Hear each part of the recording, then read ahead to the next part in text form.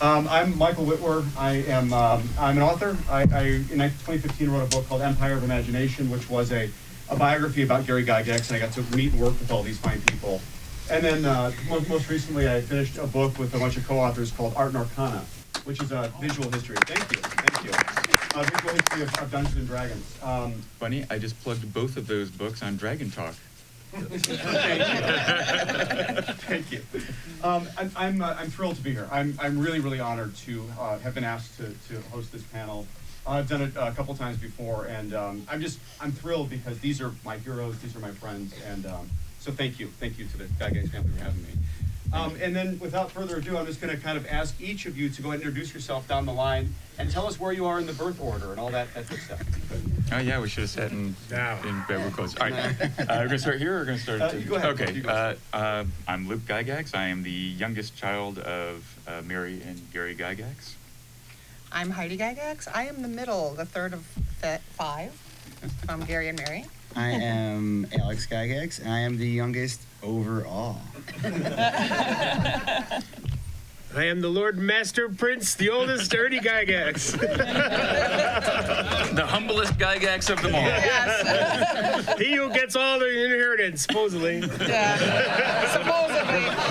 The barbarian. The barbarian. The tough act to follow. I'm Elisa, and I'm the second. So. All right. So, and of course, not with us today is Cindy, but there are other Gygaxes, many other Gygaxes out there. So anyway, we've got, we got a Mike Gygax. Yeah, that's my son Mike, and my Emily? 2 little granddaughters, Amelie and Zoe, are in the back. A lot of Gygaxes, a lot of creativity. So we're here at GaryCon. We're here at GaryCon 11.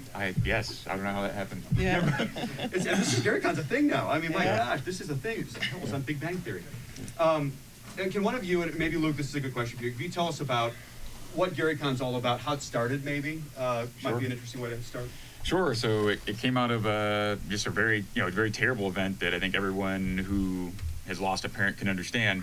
For me, I got the phone call, on the morning of the 4th when I hadn't charged my phone. Anyway, terrible stories. I got the news that my father had died, and we went back to Lake Geneva. All of us gathered in Lake Geneva here, and we went through that whole process. And during that kind of blur, I remember that there was a lot of people reaching out by phone, by social media posts, by forum posts, and email, and just letting us oh wow, your dad telling us the stories. Your father meant so much to me. He got me through this tough time in my childhood. I had this learning disability. All those stories. I met my wife and had kids because of D&D. Yes.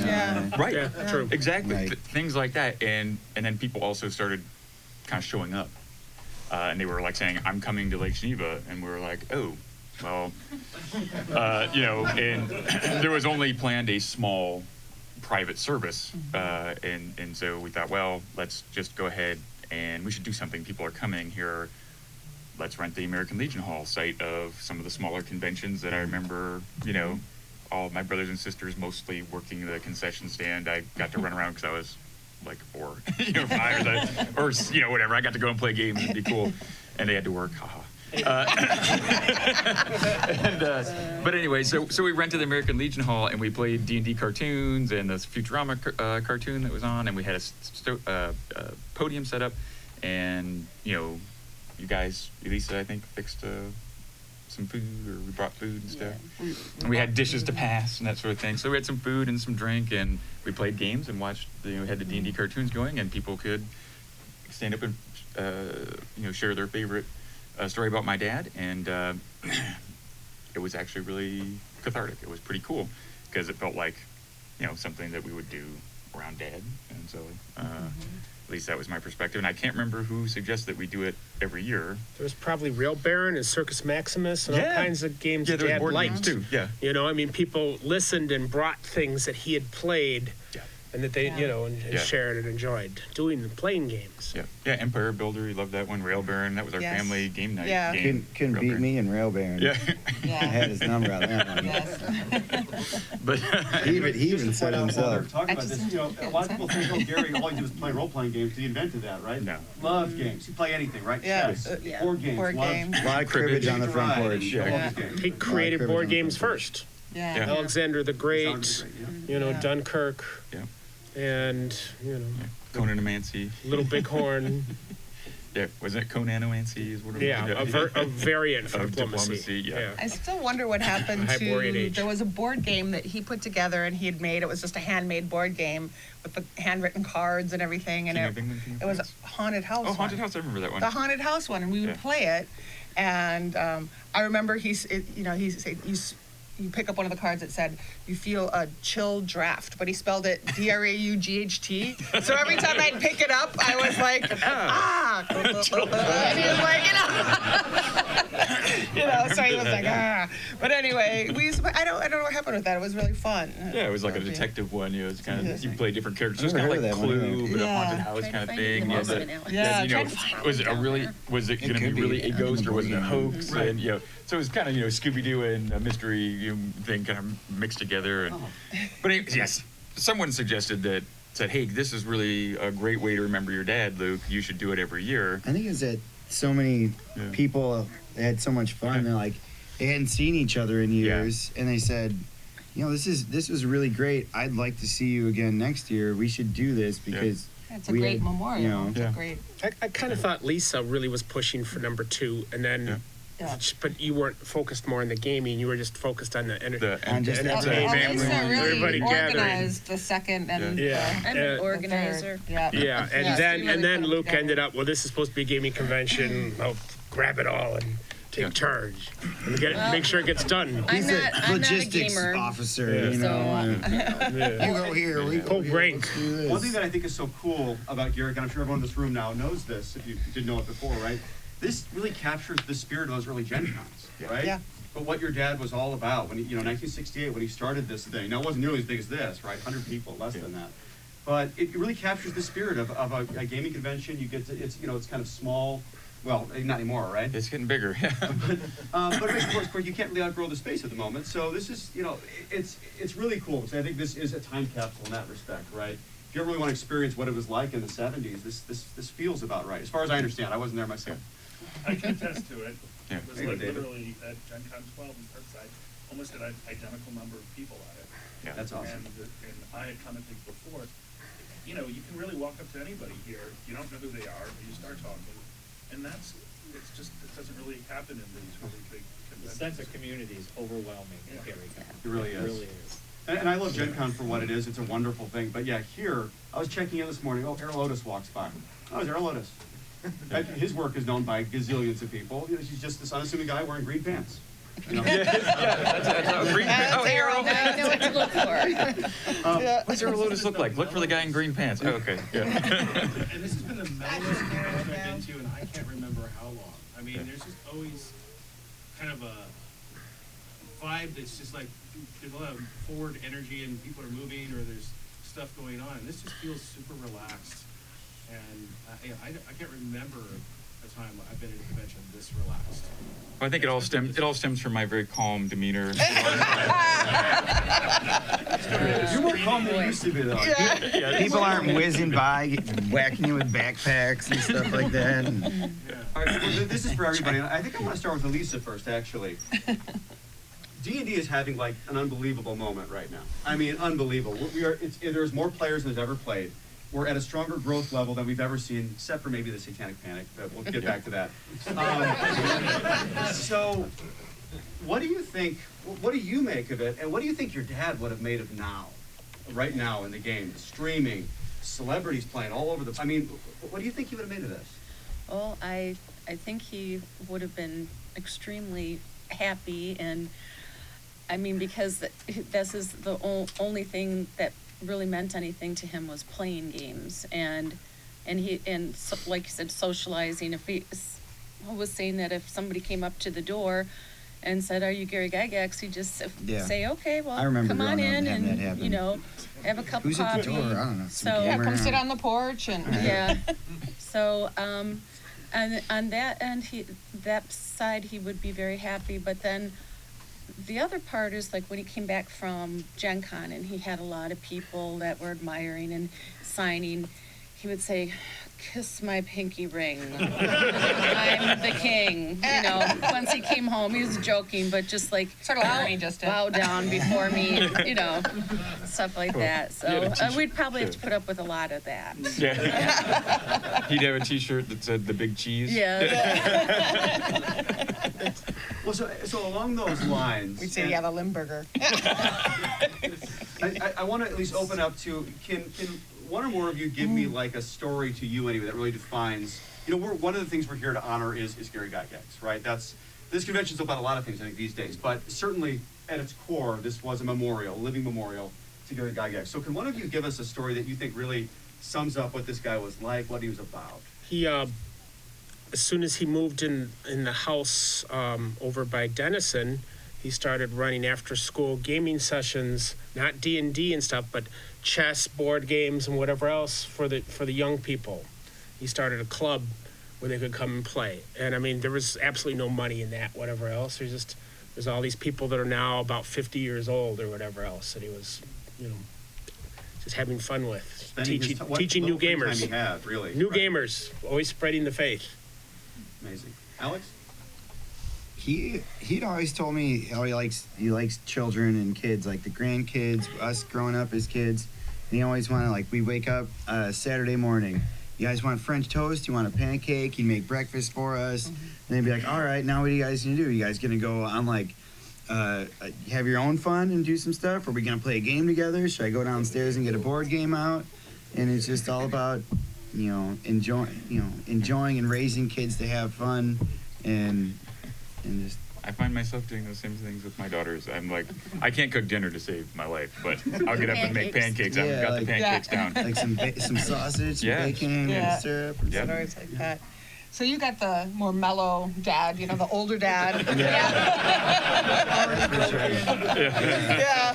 He wasn't like getting up and making breakfast for us. That was a Saturday morning thing. Yeah. Saturday morning. I mean, once in a great while, but rest that of the wasn't time his you thing. wake up, he's on the computer. He's like, Yeah. whatever you want, just go. Yeah. It's all you. I did You know see how to that do it. with Grabs. But he was yeah. more about, Really. you know, his gaming, his work. He was very driven in his work, but he was very loving. And then nighttime, what my favorite time was, you know, when we would go to bed, it was story time. Yeah.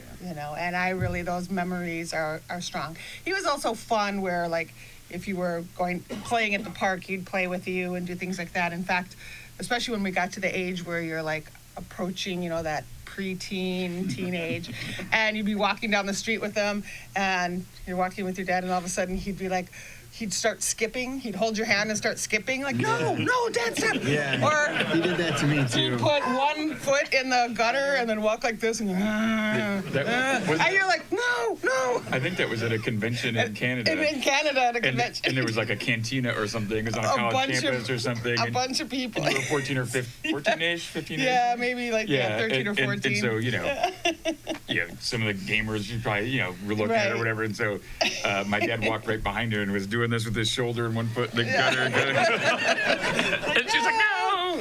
But Hilarious. but the bedtime stories, he was always, you know, when we were youngsters, and he would.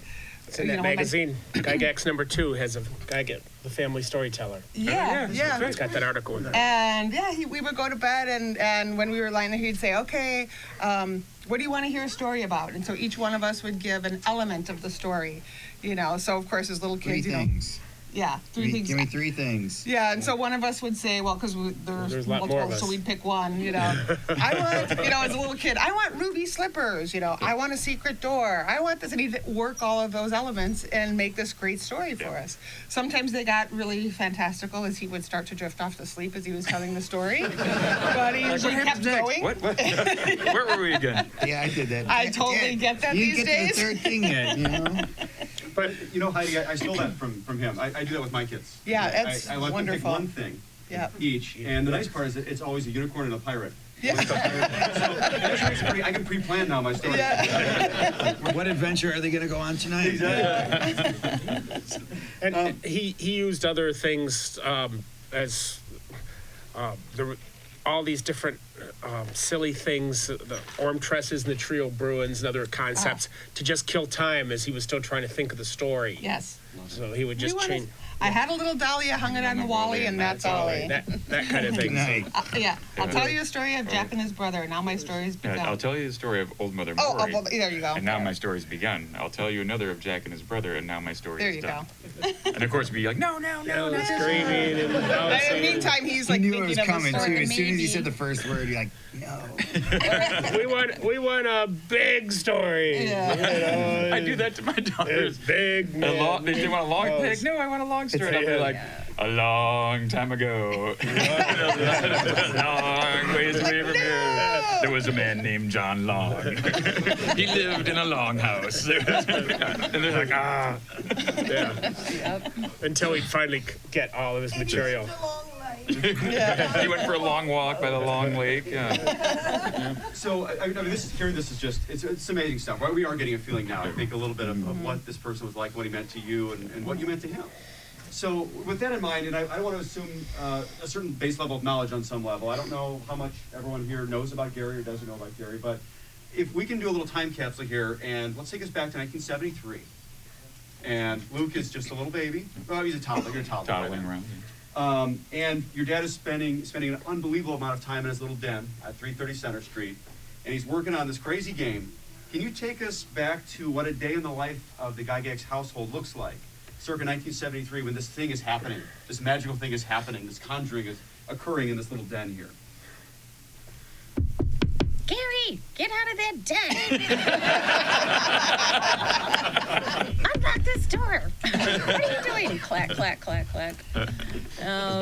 Did you still have the shoe repair? Yeah, Yeah. yep. So we'd have to take turns answering the door for the shoe Yeah. repair, and most of the time we'd take things down. But the Playboy Club was here, and so the bunnies back then, it was hard to find the 50 shoes, the pointed high heels. So a lot of the ladies would find them at rummage sales and so forth, and then they had to have them dyed for their outfit. So whenever a bunny would come to the door, Dad would run up the stairs and oh, sure, I'll do those perfect for you. But no, it was really lean times, and they're very strict because I was the oldest girl, and there's always a lot of gamers around on the weekends, or I don't know, what was it, Ernie, do you remember, like when he'd have all the people and they'd sleep on the floor? Well, that was, that occasionally. But that Yeah. mostly was the first Gen Con that wasn't even called the Gen Con. That Zero, was, right? Yeah. But we had Mike Webster staying over. We had Sleeping on the porch for. Yep, we had Yeah, some some fellow gamer from South always- America that spent a month. Yeah. That was half German and half, and he worshipped Adolf Hitler. And my dad was saying, you probably would have been, made so you can have children or whatever else because you're He not was of a the little Uber race. Spanish guy or something. Yeah, I he was remember. half German and half. Right. Yeah. And he somehow had this little bent, kind of like Idi Amin, maybe. I don't know. But That was pretty weird. he had wealthy, connections. And then there all was that. Sam Ferris, Yep. who's Half Jewish and half Arab. and he would sleep on the couch all the time. We just had a lot of Those two hanging out different together. people He was one drifting in person. and out. And So At war with each other. This ambassador, people were coming and they were connecting through games at your Yep. house. It sounds like that was Yes. that continued all the way through his life. Yeah. But I mean, we were poor enough that I used to have to use cardboard in my shoe because we only get one pair of shoes in a year, and I would drag my feet with my Stingray bicycle. And after about 8 months, I had holes in my shoes, and that would be the only thing. Every day would be another piece of cardboard, kind of thing. I mean, and there was food stamps and whatever. This is Our It's mom lean gardened. times. Our mom Yeah. gardened not for fun. Yeah. She gardened to put food on the canned table. food, and we would eat it later. Yeah, it was Yeah. We subsistence both farming. worked. Mulberry trees. We were out to grab stuff, But when we say wild she grapes. gardened, she had out at Cousin Hugh's land, she had a 70 by 90 foot garden.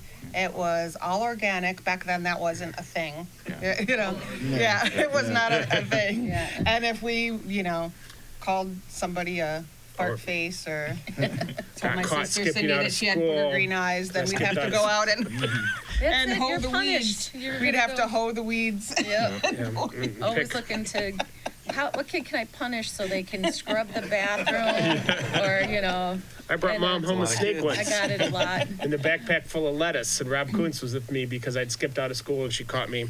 So, because I skipped out all the time. But anyway, I brought the snake and said, "Oh, Mom, look at all this fresh lettuce." And I was having, "Come on, reach in there and feel the lettuce." And, That's so mean. and Rob, sounds like Rob you. ratted me out. "Don't reach in there, Mary. There's a snake." And whatever. Spoiled all my fun.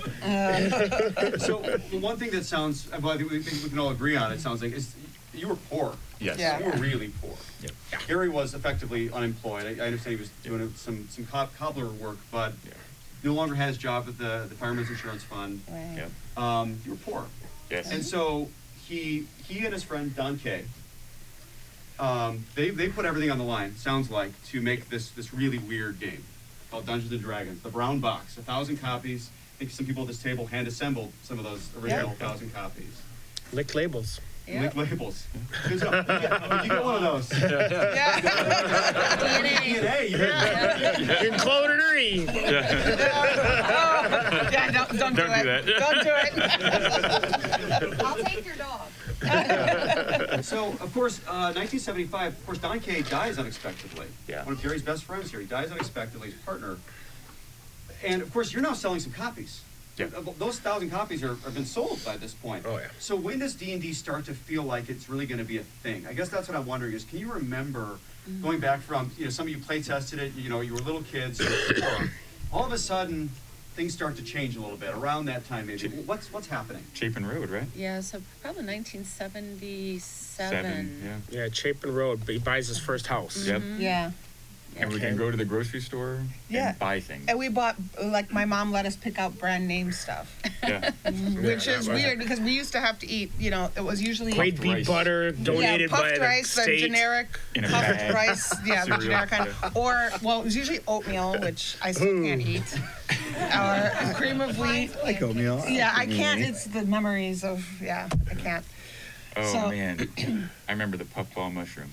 Those are That was the worst thing. Oh, I love well, puff. I was a kid, and so we were poor, we didn't have a lot of food, but they got this, we went Dad out loved walking that. and we got a puffball mushroom. I didn't know what it was, I'm a kid.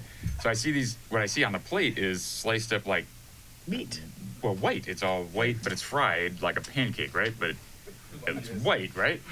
I was like, what the heck is this? And my mom's like, it's like a pancake. Just put some syrup on it and eat it. And I was like, okay, sure.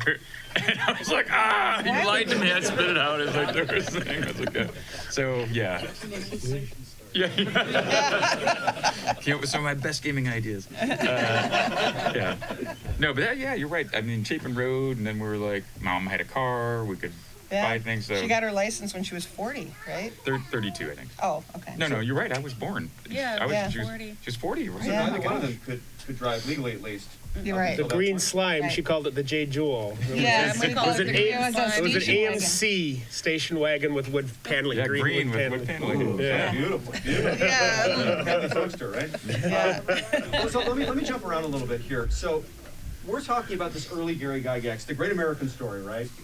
Full of piss and vinegar, full of passion. I mean, the kind of energy it took to do what he did between, say, 1968, founding Gen Con, through this whole movement of Dungeons and Dragons and making it a thing. It's an incredible story. It's one that it's almost stranger than fiction. But Alex, the Gary Gygax you knew as a father is kind of past this period for him, right? He's the Gary Gygax by Yeah. the time you know Yeah. him. So what does that look like when you're growing up? Do you have a sense that this is an important person, a special person, when you're growing up playing games with him? And Well, not at first when I was very small, but as I grew up, mainly because of all you folks randomly coming over to the house, the emails every day, corresponding to different people, phone calls with friends that he'd made through gaming over the years. Wake up on a Sunday morning, call Francois or someone, your different folks, and you could tell that he was loved by everyone. And then what he was doing, when I woke up and I wanted a pancake on a Tuesday or whatever, and he said, no, that's a Saturday thing. I'm working. He's typing away to people. It's like you kind of get a sense that it's important. He's making something people love. So Yeah. No, I mean, it's always an interesting reminder that whether they're famous or not, they're people. They're just still just people, right? And I think that was the real sense I got by talking to all these individuals when I was doing some of my early research was he was first and foremost a man. He was a guy. He was someone that we could all relate to, someone that wanted to relate to us. And obviously celebrity took hold and a lot of other things, and it becomes a really interesting challenge in life to deal with. And regarding the success of D&D, I want to now jump back a little bit to this big historical accident that happened in 1979 that put the game on the map in a way that no one could have ever possibly planned. Okay, so just a little bit of background here. So D&D is doing well. It's doing well on the wargaming channels, basically, right? D&D is made for the wargaming audience, which is a small, disparate group of people throughout the country. But it's doing well, and but in that space, and it was always kind of this esoteric game, right? We all know Advanced Dungeons and Dragons comes out, the game gets better and better, it makes more and more money, they get better artists and better, people and real staff in-house. But in 1979, something really weird happens that no one could possibly expect. Anyone want to explain a little bit about what happens in 79 that unexpectedly brings the game to the forefront of the media, at least? Yeah, I can't remember the guy's full name. Dallas Egbert. James Dallas Egbert III. James Dallas Egbert III. So, yeah, if we've seen Monsters and Mazes, that wonderful Tom Hanks, that we know the story. But yeah, I mean, as I understand it, and you guys may remember it a little bit more vividly, he was a very bright young college student, and 16 in college. 16 and in college, yes, and he was also gay on a time period before it was acceptable. Correct. So yeah, so there was a lot going on in his life, but he was a smart kid, and he suddenly disappeared, and they were looking as to what possibly happened, and they're like, what could have possibly? They're looking at it. Well, he played this weird game, this dangerous, occult game, Dungeons and Dragons, and they used to go down and play in the steam tunnels. I don't even know if that was true. Yeah, it was okay. We live only 30 minutes from okay. actually where it happened. So I guess they would go and do some steam tunnels down there. They do some LARPing, I guess, some early LARPers. So they're early LARPers and who played D&D, and but to the media they just ran with it, and they're like, oh my God, it's he's been sacrificed, or this evil cult, Satan's everywhere, and so Jerry Falwell or the 700 Pat Robertson and those guys ran with the ball, and they organized. It got the word out about it, right? So D&D became this dangerous thing, right? So if you tell your kids don't do this, what do they want to do? That's also what brought up the media around, though. Well, because I was Dad's secretary and you worked too, and so we had 60 Minutes, and all of a sudden we're having all these big, New York TV you couldn't shows. buy that kind of media. 60 Minutes was a little later. It would have cost more than they had. But we had NBC, and they would all be sent to the Dungeon Hobby Shop, which I ran. Okay, and then Dad would come to talk to them, or somebody else that was responsible at the time, depending on whether we had Dieter Sturm already dealing with it, or otherwise, for a while, we had Dr. Joyce Brothers. Dr. Dan Snow, too. Yes. Dan wasn't until later, because I was gone. So, we had all kinds of local media already coming to the store and asking things, but suddenly we got the local media was still sent again, but they had somebody from New York, some babe, and after a while as they're setting up, she says, well, you couldn't really tell me the truth.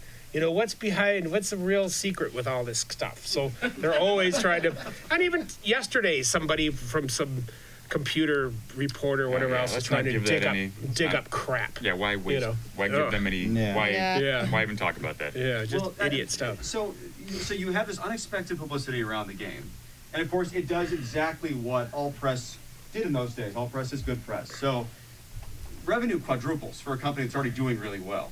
Quadruples in a year's time following this incident. All of a sudden, it's a mainstream game. And a year later, where does it show up? E.T. It's mainstream enough that it's on Spielberg's radar, and he throws it in that movie. All of a sudden, things get really interesting. And I think Gary and others get very interested in trying to make this media kind of a cross-media platform. You think about cartoons and things like that. So we can talk about that time period being, you were poor not 10 years before this. Yeah. 5-6 years before this, you're poor. All of a sudden, you got this thriving company. Now things are blowing up. What does that look like? Living in that household, living in that environment. I moved out. We lived together in They the moved house. out. They Well, moved yeah, you out, guys yeah. basically You guys stayed in stayed Chapin Road. We Road. stayed. They stayed in the family home in Lake Geneva, and then there was this home that my mom and dad had seen a brochure for this really nice home, more towards, it's outside of Beloit and a little Fox small. Hollow. Clinton, I Yeah, think? in Clinton. Yep. Yeah, and it was still, it hadn't sold yet, 2 years later Yeah. from when they had seen the brochure. But it was like an astronomical sum at the time, you know, I can't remember how much it was, but I don't know. $300,000. 250 They or Something. paid $250,000 $250, at that okay. time. Yeah. Which is a lot of money back then. That's Right. So it Small was like a mansion dream. stuck But it out was No, like- it's a nowhere. mansion. Yeah, it's an It was outright just mansion. stuck out nowhere though. Yeah, it was like 5,000 square feet or something like that, and it had 22 acres. 22 22 acres of acres, land, yeah. and there was Fireplaces. a Everybody had their own bedroom. Yeah, the so- barn. Yeah. So yeah, that was really nice. We had guest rooms. Everybody had their bedrooms, including Ernie and Elisa didn't live there. But we was got great. to pick. It was great. There was a creek in the backyard and woods and Yeah, and we had a Was pool. it Turtle Creek? Actually, where I got married, I forgot. My son brought my wedding album because my dad. I got married in Hawaii, but then my dad threw a reaffirmation in June, and so he actually lined the creek bed with stone and planned my whole party, and had the old TSR there and everything, and his an 80s rock band, which I did not know was coming, but his then assistant who took my place also managed a rock band. So after this elegant wedding, and then these guys show up in ripped jeans and wild hair and start with their guitars. But I have some pictures I'll try to bring down so you can look Love at. to see them. Yeah. Love to see them. The wedding with the string quartet, and then all of a Yeah. sudden this. yeah. It was true. Yeah, that was the reception. The The dichotomy. reception afterwards. Yeah, that was a wild, The band was? No. wild stallions. Yeah. So things are fun going wedding. very well here, at least on paper. Things are looking really good. Now, again, there's a lot of things we won't be able to get to today. Some of the complexities of TSR's corporate structure, who was owning what. This became a very complicated thing for Gary moving forward. But importantly, the game keeps gaining a lot of traction, and soon, Gary and your family are living in a mansion, or I know you're all living separately at this point. But now we're looking at Beverly Hills. Oh yeah. Because there's this cartoon series. I know there's a movie that Gary and others are very interested in trying to get done to promote this game. Again, this cross-media strategy to try to get other people into this game. Because remember, D&D is a weird game, and it's a hard game to explain to people. And up until very recently, it was very, very hard to communicate how to play a game of D&D. Really, streaming is one thing that's really broken that barrier very recently. But in those days, it was hard to get into D&D. So how do you do it? Well, maybe you write a novel about it. Maybe you make a movie or a cartoon show. So can someone tell me about around that 1983, 1984 time, what happens with Gary with TSR and specifically the cartoon? Well, with the cartoon, 1982, I wasn't involved yet, but Dad was shopping it through Hanna-Barbera.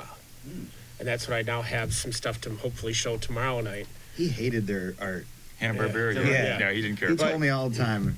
But he still was pushing, and then Margaret Lesh was part of Hanna-Barbera, and then she moved off to Marvel, and took the project with her, saying, I want to do this, and that's how that got scooped in. But there's 2 scripts that a friend of mine has in Illinois now that are pre the show, and they never got done. One's like The Night, and there's another one. Okay. Okay. So, They're kickstarting an RPG cartoon, that's absurd. No one would ever go there. but Garrett Rattini, a great collector guy, now has a hold of those. Wow. And then a fellow in Spain sent me a whole bunch of PDFs of storyboards, and we had a couple of them printed. One's going to be in the auction tomorrow, and the other one I'm going to be showing So there. those are cool. Yeah, I saw somebody took a shot of that yesterday. Yeah. Maybe Yeah. Dan, whoever Dan is. yeah, Dan's over there. Yeah, was it you? Yeah. I thought that looked really cool, Renee. I hadn't seen that. Yeah. So you've got a cartoon now on CBS, a big cartoon that I was watching as a little kid. I mean, this was a thing. There was toys. Yeah. You had toys that were being made. So okay, now some of you at least are living in a mountain on Beverly Hills. $250,000 an episode is what it cost to make those. Yeah. You know, that was Only the total. these 2. That was the total cost with Ernie and I CBS. were out there, and but yeah, there were some near misses too for things All that kinds could of have things. happened. You know, and it's heartbreaking because like Universal Studios had a Conan live action thing going on, and apparently, my understanding is the agent that was representing Dungeons and Dragons Entertainment Company wouldn't call the Universal guy, and the Universal guy wouldn't call that guy because they both had too big a, but they should call me. I'm not making a phone call. So instead of becoming Conan the Barbarian, a Dungeons and Dragons adventure, it was just a sword and sorcery adventure. There was the movie. We went to Universal and talked to the people. So I had a video game thing where you'd have a credit card. That was one of the ideas I had that was being shopped, and it was going to be made so that not only would it work at Universal to start with, but it'd be able to be put in the arcades because those were just boxes that you could then stick in separate software stuff for. And you'd be able to go, and depending on how far you'd gone along, you'd stick your card in, and that's where you'd be again, so you could play anywhere throughout the country. This is 1984, 85. And I remember Rick Dyer Industries came by and had the voice recognition directions in the 80s, for your computer, and they wanted to do like a D&D, something with Dungeons and Dragons, and where you would speak to and it would recognize your voice and be able. So of course that's it's a big deal now, but this was the 80s. This was huge. So there was some neat stuff out there that just we did just the first multiple choice combat system books with the Sagar the Barbarian. Yeah, that's right. That I got to ghostwrite with Flint Dilley. But we had my dad's name because that's the only way Simon & Schuster would buy it. And every day when we'd finish, I'd have to show Dad what we'd done, and he'd okay. It's approved. So D&D was really on the cusp at this point. And again, a big part of this was the controversy around the game, certainly, right? It was the game your parents didn't want you to play. So of course Orson Welles was going to be the wizard for the movie. He was That's right. Peter Yeah, Reed. my dad loved Orson Welles. He was like, I'm meeting with Orson Orson Welles, and he's like so jazzed by that. Yeah. Well, he was also Unicron, so he was doing all kinds of kind of genre and fantasy stuff by then. Yeah. Okay, I'm just. Things start going a little bit rough though at TSR. For every good move they start making with doing cartoons and toys and a lot of things that are really casting a much wider net than they had before. They're also doing things like back home here. Greenfield Needlewomen. Greenfield Needlewoman. So they're buying craft companies because they think, it's a hobby. Crocheting is a hobby, just like D&D. And audience, I'm sure. And it's a Bloom relative that owns it. Whose idea was that? Yeah. So I think it's So they important. buy it and cash it out. Yeah. It wasn't heavy metal per se. No, for like SCA, that would have been Dice cozy. that would have been cooler. Yeah, so I think the important thing to remember is my dad had no money, and Don Kay, his good friend, borrowed money and created, so they could fund his company. It was his $1,000 he had for from his vacation. life- It was a vacation fund. Oh, it was or a whatever. vacation fund. Okay, that was life insurance. But it was vacation. So he raises the kitty, breaks on the piggy bank. He takes And $1,000. Yelled at by his wife horribly. Right. So under great duress and a great danger, so and they publish this thing, and things are beginning to take off. But if you run a business, you have to reinvest everything into the business. You don't have like cash in your hand. He dies. Don Kay dies. His wife demands payout. Doesn't have the payout money. So what does he have to do? He has to find outside investors, right? And then he brings in a guy named Melvin Bloom who actually passes it to his two sons. Dad brings in the Blooms, right? He passes Melvin. Brian's already there. Brian. Brian's already there. Okay. Okay. As an investor. No. Brian put in $2,000 okay. after the $1,000 that Don had done. Okay. Okay, when they were starting to grow. But suddenly the Blooms have more than 50% is what the bottom line is through. And so my dad is screwed from that point onward. And they are, he can't just say you're going to do this. He has to basically negotiate and keep these guys happy. And it's a losing battle as they get more and more, and they hiring more. There's more nepotism. I think there was 300 employees, of which 80 were Blooms, maybe. I mean, yeah. So or relatives of, and like I can't remember how many company cars were. So it was a ton gross mismanagement of the company. My dad was a shoe repairman. Great creative guy. He had some skills. I mean, he did a lot of wonderful things. He started Gen Con. He started Dragon Magazine. Wrote Dungeons and Dragons. But is he an MBA? No, right? And so he ends up he's backed into a corner. He's a tight spot. He goes out to do the DDEC stuff because he kind of gets banished by the Blooms, is my understanding. Kind of what happened. And they're just going crazy, wasting money and doing stupid stuff. Buying things like Balderdash and All My Children and desperately trying to find, because they're basically trying to find things that will replace Dad's products, and they even start working on trying to create second editions so they don't have to pay the royalties, because one year Dad got $2 million in royalty at his height. Okay, so this is wrong because he might be able to buy the company back. So we have to somehow Yeah, create a fresh Take 'em out, revenue. take that name So, off the yeah. cover. So they weren't Yeah. his buddies, even though he was the goose You laying the take golden it, egg. yeah. He was the face of the company, but he Yeah. was not. He really was not in charge. In that Correct. respect. Well, now, and what becomes interesting, so as you can hear here, it's a complex business arrangement and structure, and the company's becoming really bloated back home. Yeah. And of course, meanwhile, I'm sure it's not cheap to live in Beverly Hills either and do all the things. 10,000 a month 10,000 a month. was rent. So you know, so he comes back. It's the Well place is worth on it. fire, and there's lots of trouble. And so by 1985, he's on the ropes, and via a few moves that were intended to actually keep him in control of the company, he actually loses the company. It gets bought out from under him. The Bloom brothers end up selling to a third-party investor that Gary had brought in originally to help manage the money of the company. The sister of a friend. She who shall not be named. But Flint was a good friend, you Yeah. know, but he was spineless or ballless, whatever, compared to his sister, Yeah. you know, who's in charge. So can you talk a little bit about, and Alex, of course, you're born in 86, right? Mhm. So you're born right after this, you know, and the Gary you knew had already gone through all of this. Yeah. But the rest of you, what's all your experience with Gary at this time? I'm really curious. What is it that's going through his? I mean, he's been on a mountain now for the last 10 years before this, or maybe not 10 years in fairness. Really, it's been 5 years of really great prosperity, right?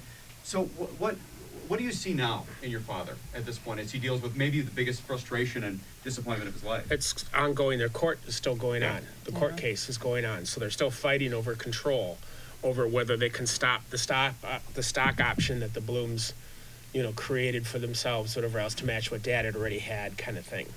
Because he'd found investors to allow him to buy majority, and then suddenly the Blooms said, well, we have the ability to write ourselves a stock option, and just basically Lorraine's written the check. Okay, so that we've countered your move equally. Check, you know, kind of thing. Yeah, he was angry, I think, is what I would Yeah. say.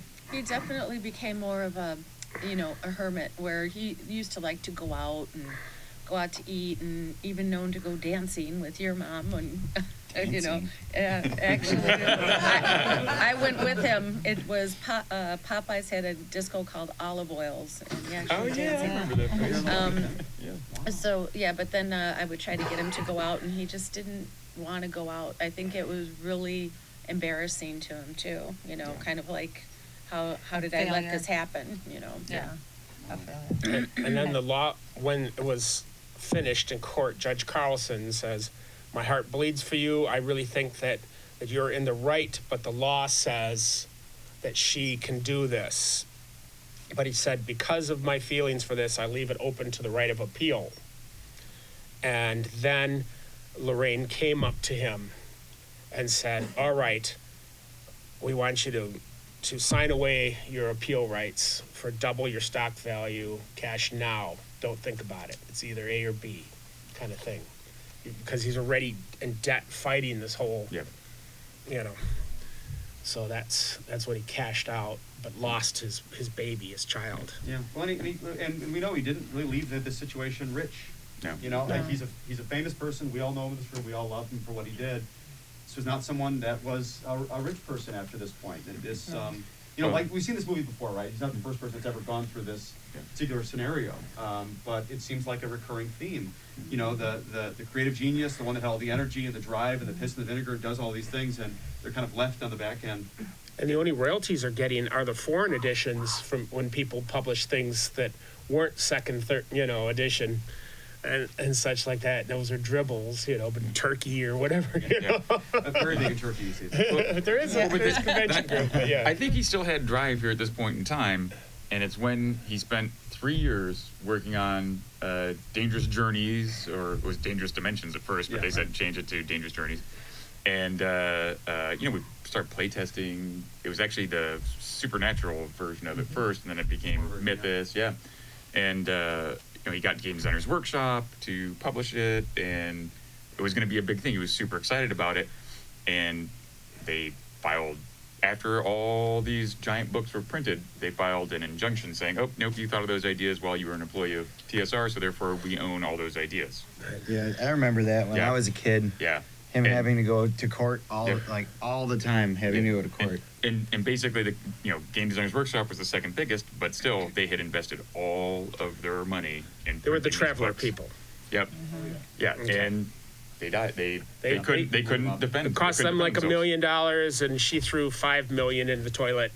Yeah. And, nobody but lawyers got money. Yep, and but it's gone. Just to stop him from Yeah, doing just to stuff. stop just to stop from Just him. him. Yep. And that's part of helping to kill the company. Not Yep. only, You know, not only did I throwing take that your in- company Yeah. from you, but I'm going to stop Yeah. you from being It- able to do anything. from Right, here and on this is when my dad really, I think, hit Yep. a depression, or he just Yeah. really he was very disenchanted. This was a very hard time period for him, and he was also completely broke. And the hermit, I could Yeah. see the hermit, like you were saying, Yeah. when I was little, Yeah. because he didn't drive. Yeah. He had a bad knee. I don't know how often he left the house for many years. Is not very often. I can tell you that. He didn't go grocery shopping. Yeah. He didn't run to the gas station. He didn't go for walks. He never went.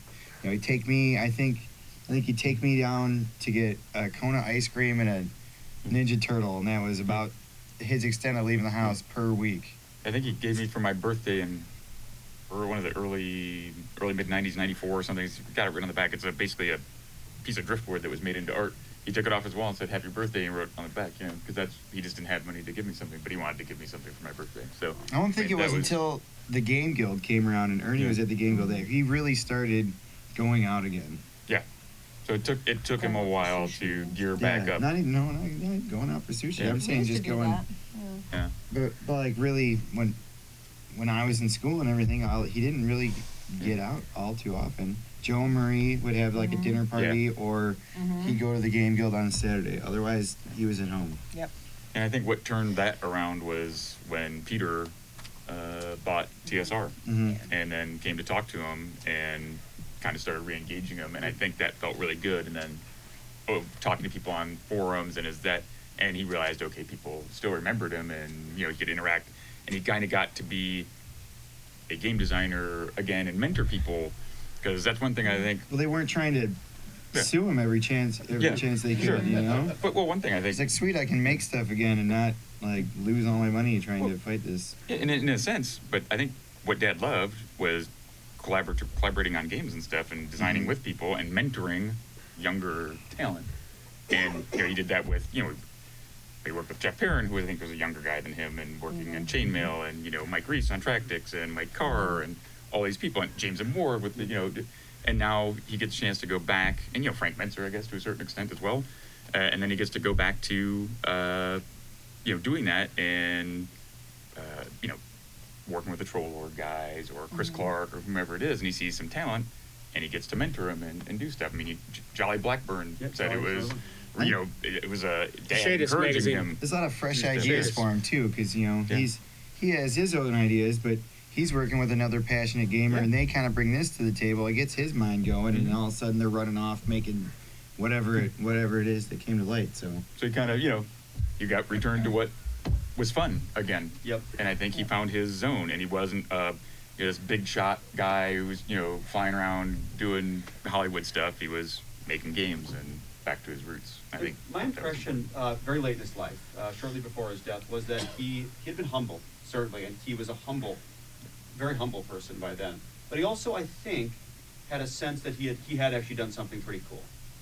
Can you tell me about what you think his legacy is to you? What you think he did, or even what he maybe thought he did?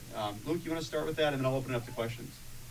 For me, I would say I didn't appreciate my dad's role in our culture until after he died, and once again, thanks to all of you people expressing how important he was, and then having questions like this given to me and thinking about it. Dungeons and Dragons, he created the role-playing game genre that is a uniquely American art form. As important as I guess would be alongside jazz and maybe comic books, maybe the two art forms that you could say that about. And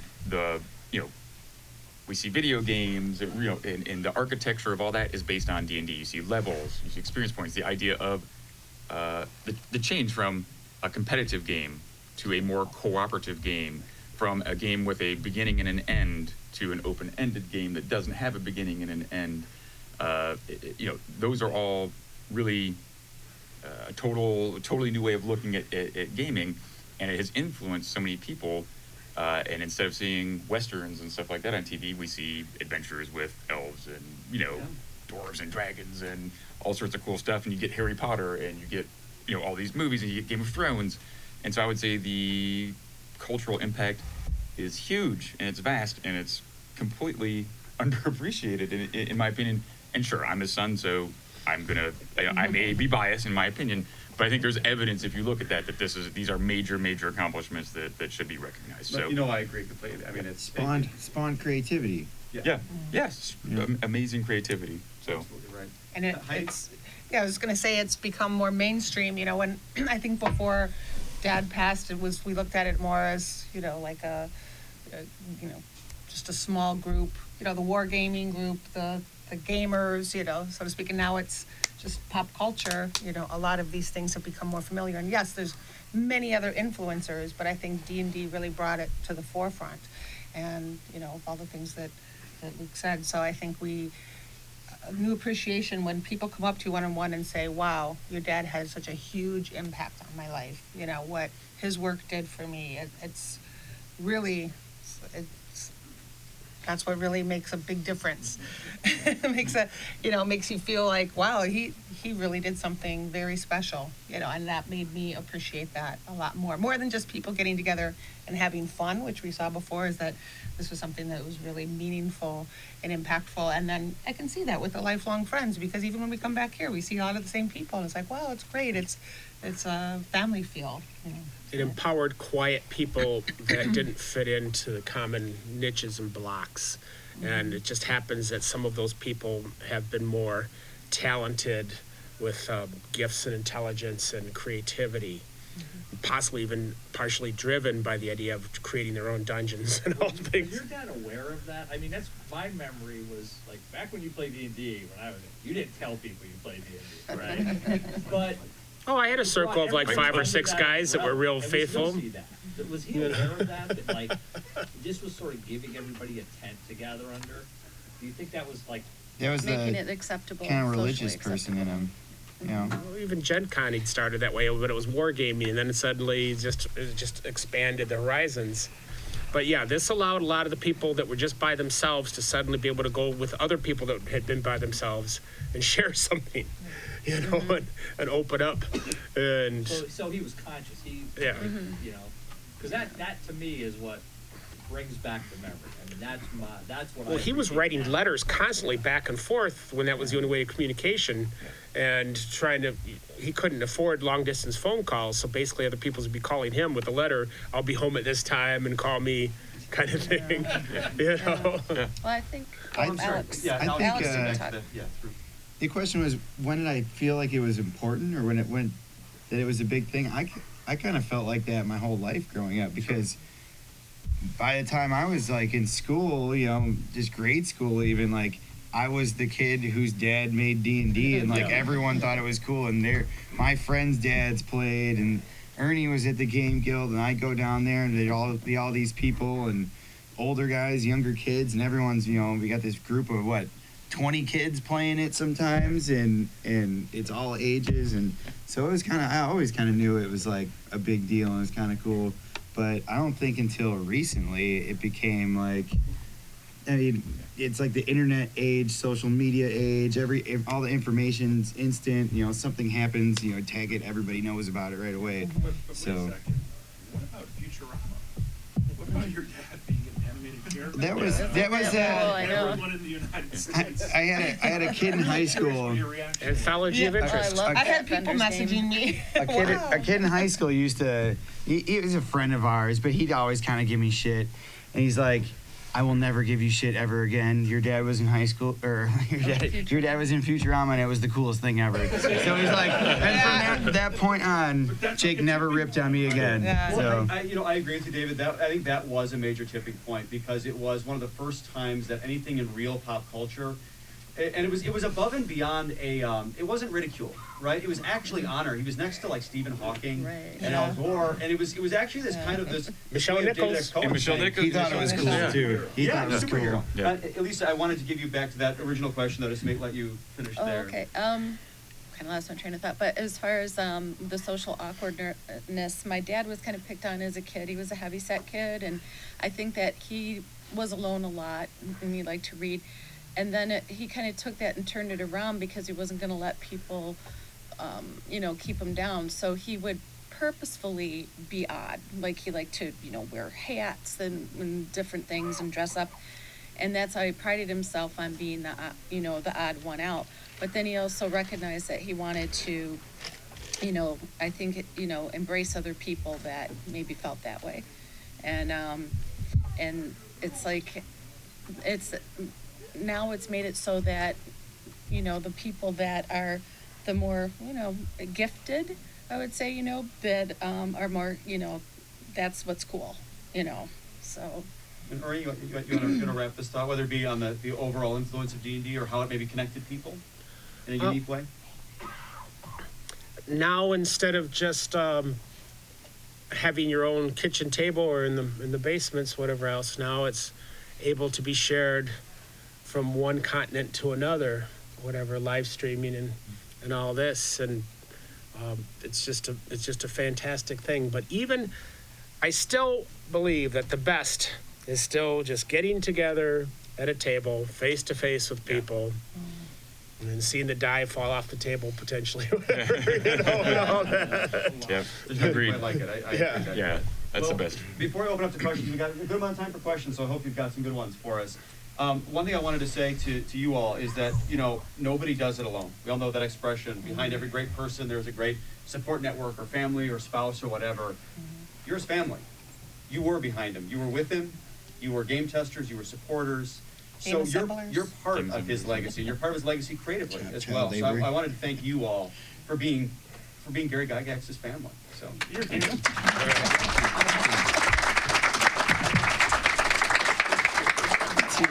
questions, please. Yes. I'm kind of, since the seminar is called Growing Up Gygax, I'm kind of curious what the actual growing up part was like, and especially Elisa and Ernie and stuff, when y'all were did y'all ever get in trouble for sneaking out? And, No, they were periods of driven snow. No, all kinds of issues. No, no. Not me. It's yeah, no, didn't get in trouble for sneaking out at all, I swear. Yeah. I mean, Elise, I know You you understood the you got one of my adventure. favorite stories. I don't know if you want to rehash that one or not. The gym ward. The dating one? The doctor. Oh, the doctor yeah. one. Okay. Well, because I'm the oldest girl, I wasn't allowed, to date. And when you're 21 or something like that. But I'd nag and nag. Oh, everybody's going out, and so my girlfriend set me up on a blind date, and she had a Camaro, and so she was kind of the cool one, and so I'd seen her boyfriend, so she said we're going to a garage band, and so and I said, can I, he goes, you have to be home at 10 o'clock. I'm begging him. No, you have to be home. The guy comes to the door, and looks like he had been working on a car. He's all greasy. He's got a headband on. Just looks like he hasn't probably bathed in a week. And, he goes, my dad came down the stairs to meet him. There's, everybody had to, he had to meet them. Yeah. So he comes down and he's like, I'm just like, oh my God. So I go, Dad, I have to be home by 10. Oh, first he says, what's your name? He goes, they call me the Doc. And then he goes, what? And he goes, the Doctor Love. Because that was, I think, a song then. Kiss song.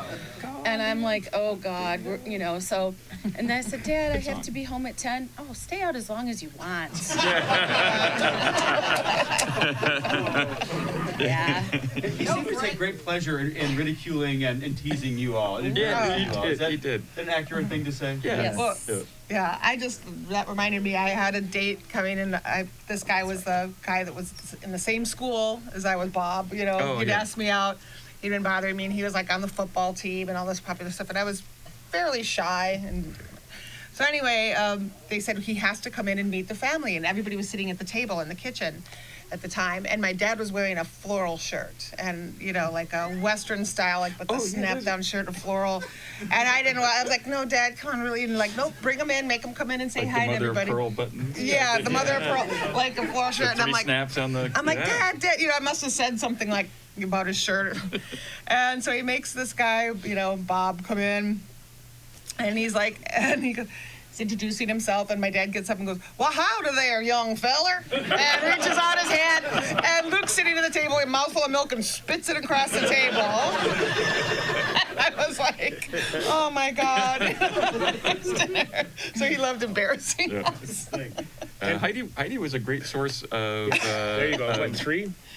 Heidi was a know, great how many, source of 3 boyfriends? Gamer guys. she'd bring people for our gaming group because they would come and date Heidi, and then they would see what we were doing in there, and then being in high school or whatever, Yeah. kind of part the way. Later, Heidi. Yeah, and then they'd be like, "Would it be okay if They I like stayed in the Luke game?"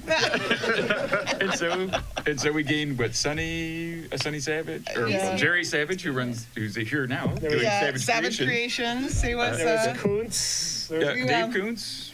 Yeah, the Kuntz brothers, which were more like Anne's boyfriend was Richard, Yeah. but Richard and Okay. David. And they didn't even know. They found out at Elisa's wedding that they're first cousins with Rob and Terry Kuntz. Yeah. Some So I Richard, they're from my Richard from Rockford or something. Wink? Oh, Dick Wink, yeah. Okay. That's really his Yeah, name. that's really his Wink. name. Sorry. No wonder he. Before we get down any deeper. No, Richard. We'll go ahead. Richard. Back there. So, you read the appendix in and read his prose, and you can tell that he was very well read. Can you say something about what he read? How much did he read? Anything stick out? He read basically a book a day. He was always walking to the bookstore, and science fiction was his, Fantasy. and he was history major, so he loved history and science fiction. I always remember seeing in the bathroom, the back of the toilet always had like books stacked on it, right? Oh, yeah. Edgar Rice Burroughs and Well, the Little Dead on Center Street, he kept having to add the shelving. It's just those with the little metal brackets and so it was all books going up. And the whole thing was books. Yeah, we had a pretty good library when I was a kid. Yeah, down in the basement. Down there in was the ton- basement, like just walls. Like, Yeah, and he'd hand me so he gave me Kothar the Barbarian to read. Gardner and- Fox. Yeah, Gardner Fox was great, and obviously the He came to Conan a convention. books and Jack Vance. Jack Vance, a lot of Jack A lot of Vance. Jack Vance. Sure. Yeah. I faked book reports until 5th grade, and then Dad was reading Conan. He was in book 3 of Conan. And I said, "What are you doing, Dad?" And because he was not hanging out and doing something, he was really reading this. And he said, "Wow, you should check this out." He said, "Here's book 1." And I said, "Okay." And I look, and then before he finishes book 3, I'm past him. And by the time he finishes book 3, I've read every Conan book. And then I became an avid reader and was turning in 20, 30 book reports extra beyond what you're supposed to in school, because suddenly reading was fun. And I was Conan, man. I know, it wasn't you guys, it was me. It's very easy to remember, so everything you're hearing is Pulp Fiction. It's all Pulp Fiction, right? And this was not really respected literary stuff at the time, which is an amazing thing. It's very easy to remember just in one generation how things shift, right? The biggest fiction out there now, right? It's like George R.R. Martin, it's fantasy, it's swords and sorcery, it's science fiction. In those days, you're talking about Pulp Fiction, about cheap Pulp Fiction that was written by really creative people that weren't getting a lot of respect. Kind of an amazing thing, and that's the stuff that those were the seeds of Gary's creativity, no doubt. Yeah, Fritz Leiber, who was Fritz, absolutely. Another question. Yes. I don't have a question. I have a thank you. First, Luke, thank you very much for hosting the con and for putting this con on for everyone to come and join and play. The Lady Gygax, I don't know you very well at all, but I thank you for joining and coming to this and sharing everything. Alex, hanging out at the Game Guild, playing Magic. And then Ernie, thank you very much for talking at the Game Guild with my brother, Dan, and I. And a relationship that was slightly separated by living in different households was brought together in the Game Guild. And then listening to you in your D&D talks and in your D&D games and learning that and bringing us closer together. And now getting to play with you here and getting to play with you at your home. Thank you very much. some of the other gamers are still here. Mike Thompson and others, they're still gaming here. Yeah, Tommy and all this, Gimp's here, yeah. All the little kids that used to come and play at my table or whatever else are now, and they're bringing little kids. Thank you all very much. What I think is awesome. They're Yeah. awesome. You're most What I think is really cool, if I could just say, is that through Gary Con, Elisa and Heidi are running D&D again. I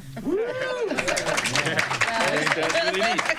So, Edwin is the one really. yeah, Edwin Stallknocker, great guy. He got me to do it. So. Yeah. I do believe Gary would shed a tear to see that. I do. I know that was something that was always on He his would mind. probably He'd have loved it. something to say, sarcastic. Yeah, he But it would, would- he would definitely try to say some embarrassing stories. Yeah. But he was always trying to make me sit in, but you know, it's like, it takes so long, you know, and it's like, I was always doing something, it's 4 hours, you know, or more. And that's you just know. character creation. Right? Yeah, so, You back there. My question is for Ernie and Elisa. What do you remember about that first night that your dad sat down and had this weird new game he was working on that didn't even have a name yet? And then I've heard kind of different, you know. Rob Kuntz was there too, even though it was 3 of us. yeah. Okay. Okay. I've heard, you know, kind of different tellings of how the name actually came to be. So what do you remember about that first night and then how the name was developed? I think for the name, Multiple since choice? she's not here, Yes, I it's think Cindy someone multiple else choice. can steal credit for that one. No, but I think it was Dad really- gave multiple choice and Cindy picked the winner. Yeah. Oh, really? Was Yeah. it? Oh, Cindy picked it, but didn't Mom come up with it? I don't know, but it was multiple choice, and Cindy Hmm. picked, you know, which one was. You know, wyverns and warriors. You got Yeah. column A and column B. Yeah, You know, multiple choice question, but as far Swords as, and dungeons. it's hard, I don't know, was I 8 or 9? How old were you when we played D&D the I believe first time? 11 and 9 sounds about right. Is that I was sound- 1972, so I'd be 12 probably. Yeah, okay. So, Early 72, I think.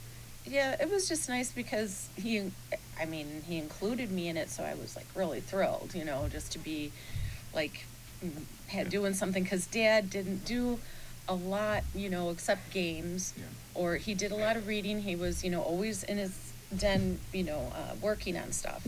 So it was really nice to be included in that, you know. I think that's. I remember the adventure better. I remember the centipede coming out and be able to stomp on it, and it looked like the nest was moving for a whole bunch more.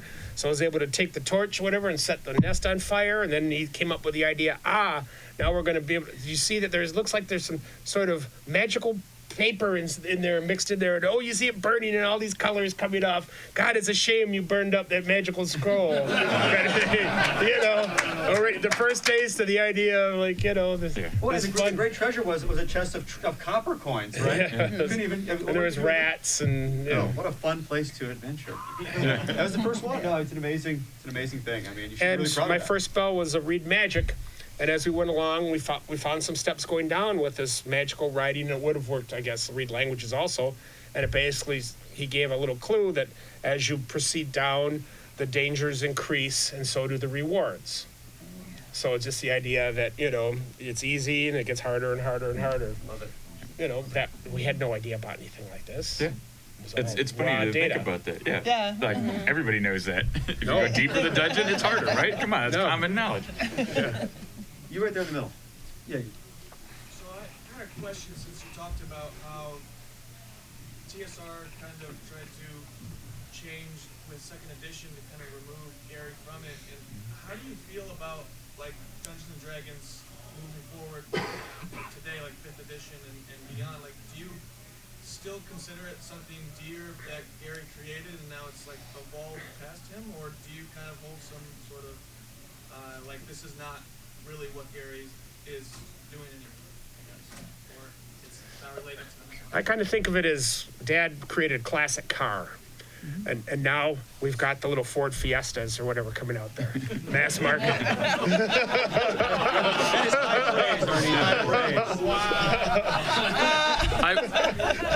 I like the classic car thing, but I'd probably just say, oh, there she is right now. Cindy.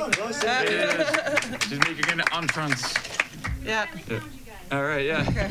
Same place as last year. We have a chair for you. Yeah, We're going to spend another hour if that's okay. We have Cindy. We're gonna-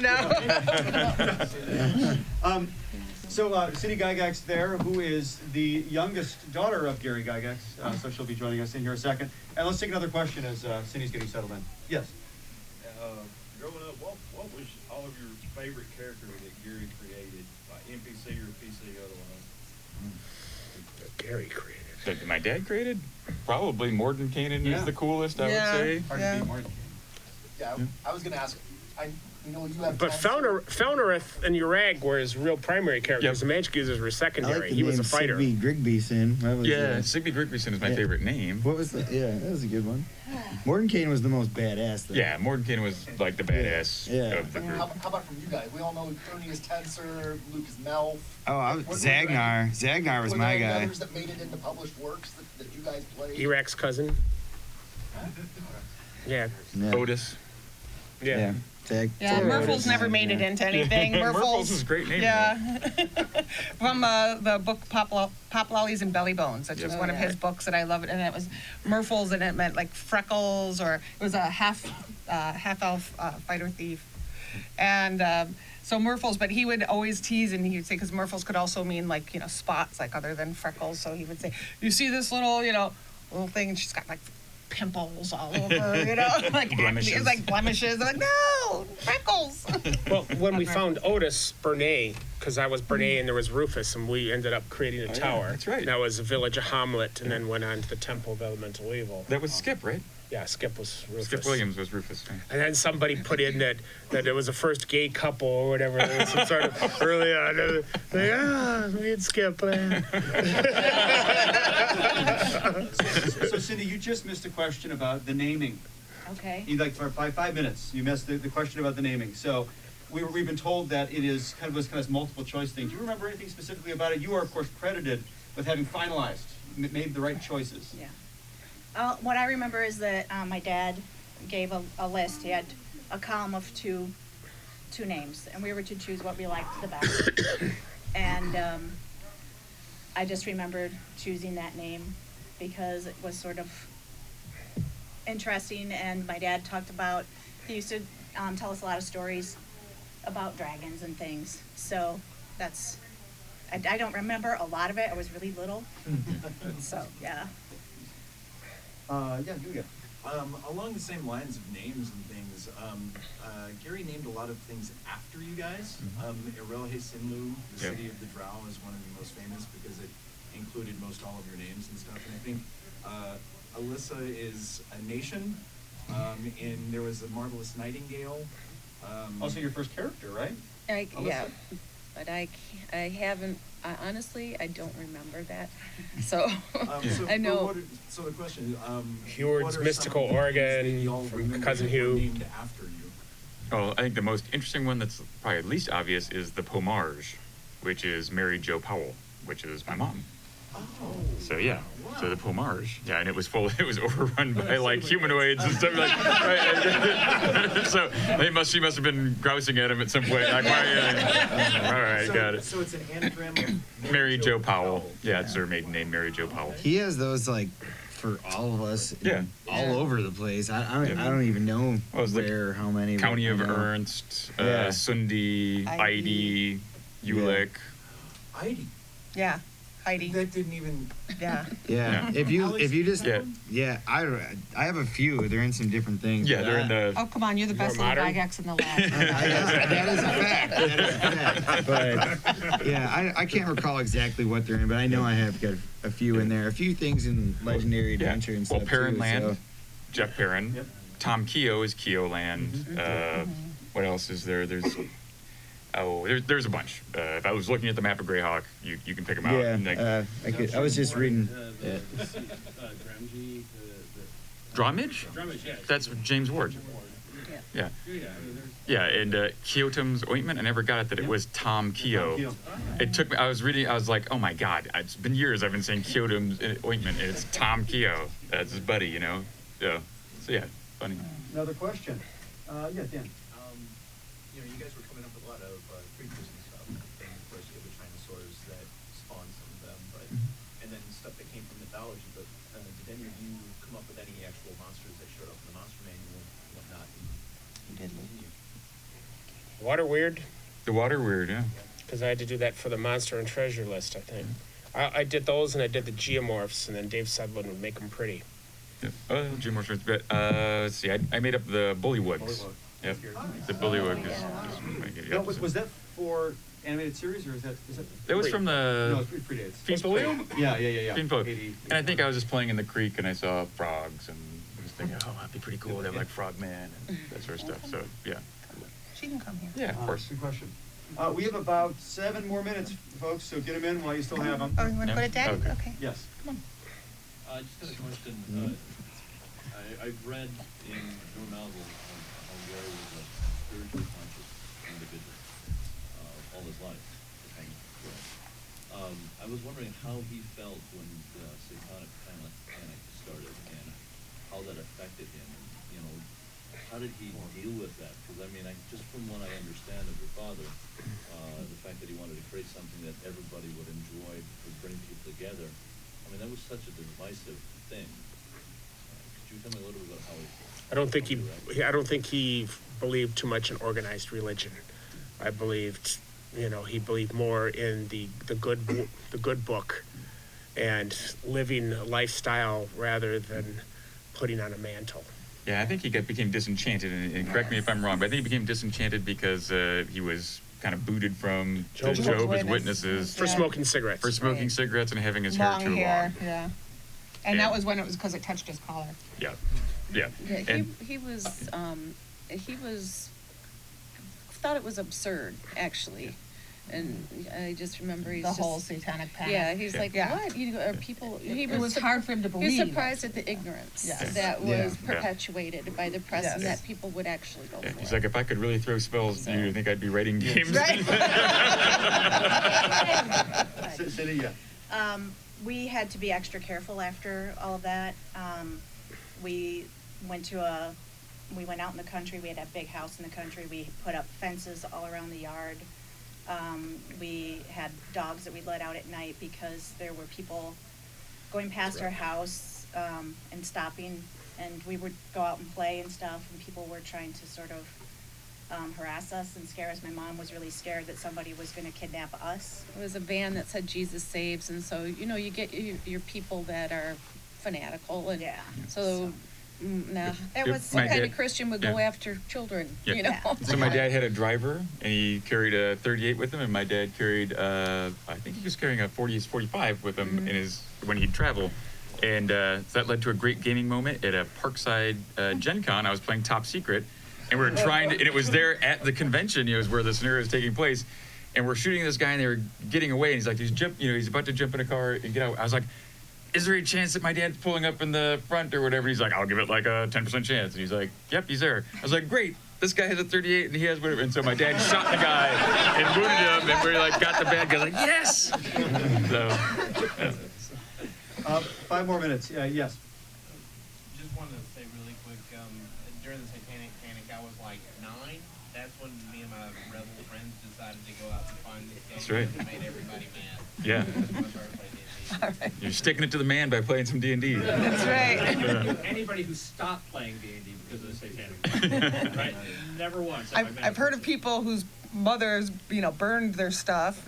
Like everyone that panicked didn't play the game. Did you actually play the game, or are you just, listening to other people? Well, the book burning stuff is great. My dad would be like, "That's right, go do book burning and buy all the new books so you can burn them."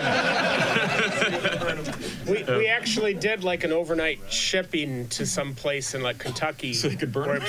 somebody had already bought out this whole hobby shop stuff, and so and this was when Kevin, Brian, and my dad all agreed, and they were able to do a overnight some sort of thing to restock the shelves in case they needed more material. It's interesting because there's a parallel, with comic books. There was the seduction of the innocent. There was a period where comic books were, there were book burnings. And, for the faithful, they became even more into, and comics evolved because of it. And I'm wondering whether that also, when the satanic panic happened, it actually caused a surge of people really being creative and so forth, because they're pushing up against what's going on in the culture. Yeah. And I think that's one of the things that sets D&D apart and why it is a cultural touchstone. As comic books, and look, we're seeing all these superhero movies. We're seeing the D&D. It's like there's a lot of very interesting crossover. I'll be very proud of what your dad and Dave Armisen and that group accomplished and all of it. We got time for one more question. All right, I'll give you 2. These 2 right here. You first. I just want to say thank you all. Your dad was a lifeline to me. sorry. Back in 1979, I didn't socialize well, so that just, it brought me into the world. So thank you all for that. Welcome. Thanks for being here. Welcome to all the family. Yeah. You're not alone. Yeah. And a final question right there. My question is for Luke. When your dad passed away, I know a lot of you probably got reached out to by journalists and people who wanted, various people in the gaming community who wanted comments or whatever. But you've told one story of a journalist who reached out to you and was like, "Did your dad live in a dungeon?" That was actually at the eulogy, my father's eulogy. Steve Chenault was the gentleman who took that phone call, and he's like, so, and they called because that was his business partner, Troll Lord Games, and they asked him, you knew Gary Gygax, do you want to give some comment? He's like, no, not really. Well, at least is it true he lived in a dungeon? And he was like, oh, okay. All right, I'm going to have to give this interview because, and so then he laid out what, that the story, his that story would have been way about cooler that. for me to tell as like a kid. Yeah. I actually live in like a full-blown castle with dungeon. Yeah. I got it all. It's all true. Yeah. Could have been a wild story, but no. Kicking your back, you go in the rack,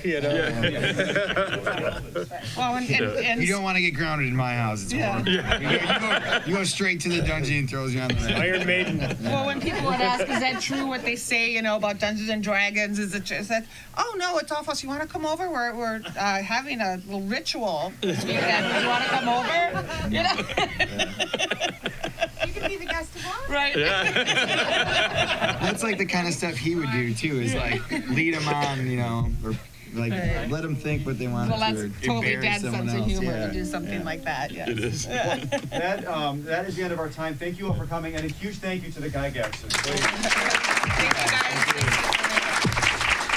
He's trying to get more signatures. You guys on this Gygax number 2.